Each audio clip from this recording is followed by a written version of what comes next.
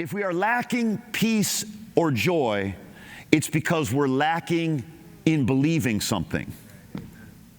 We're believing something other than what God said. If we want fullness of joy in our lives, I mean where you're really at a place in your life where the things that happen around you do not control your emotions, but your emotions are anchored in peace and joy because you are in a constant state of believing God's promises and God's word and trusting God. You actually can live that way. The mind that is stayed on Him, God says in Isaiah 26, verse 3, I will keep him in perfect peace. Our part is to keep our mind on Him and on His promises, and His part is to keep us perfect in peace. The mind that stayed on Him, He will keep.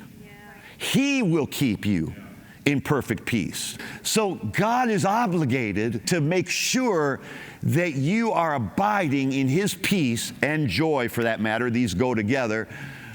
When your mind is stayed on Him. Look, what are people's minds stayed on right now? People's minds are on the government. People's minds are on what's happening in the world. People's minds are on their jobs, their businesses, their needs. God is not obligated to keep you in peace if you are feeding yourself the news of this world. God is obligated, though, to keep you in perfect peace when your mind is stayed on Him. Our part, keep our minds on His promises and on His word. His part keeps you in perfect peace.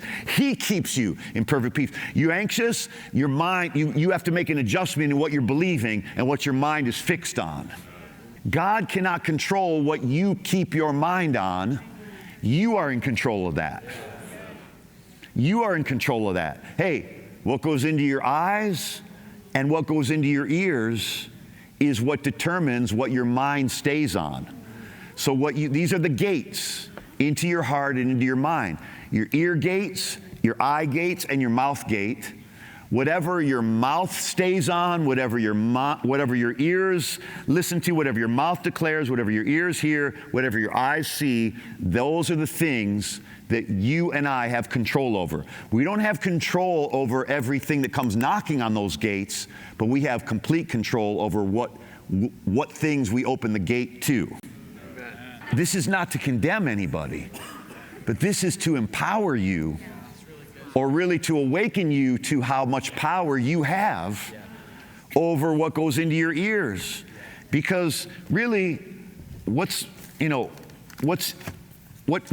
contained in here is what's pretty much occupying what goes into your eyes and what goes into your ears.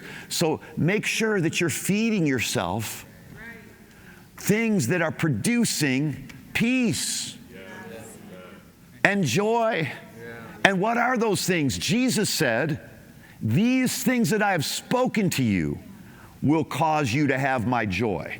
So if we have an absence of joy, it's because there's an absence of hearing the things that Jesus said. Jesus will not, everything Jesus said will produce joy in your life. Like, you think about it. Here's one of the things He said: ask anything in my name and the Father will do it. That makes me happy. Like, I'm keeping my mind on that this year. Whatever I ask in His name, He said He'll do it. He said He'll do it. So when my mind is on what He said, I have peace and I have joy.